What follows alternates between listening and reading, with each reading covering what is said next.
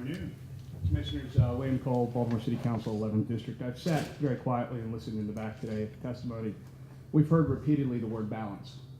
Federal Hill is a neighborhood that sits in a wonderful area of Baltimore. It has developed over the years. You just heard a gentleman who's been there since 1974, and a great story. The problem is what you've heard repeatedly today is about balance. You heard from Officer Runk about the calls for service in that area. What happens in Federal Hill between 10 p.m. and 2 a.m. is simply intolerable. I heard earlier, and I've obviously listened very carefully to the references to whether or not this is a restaurant or a bar. If it were a restaurant, the licensee would have no problem adding conditions related to a restaurant, closing earlier, doing the types of things that would mitigate the negative effects that the bars are having on the neighborhood. And again, particularly we're talking about the hours between 10 and 2 in the morning. We've all been down there, we've all seen it. I certainly deal with the complaints. And I've got a room full of constituents that are here saying enough is enough.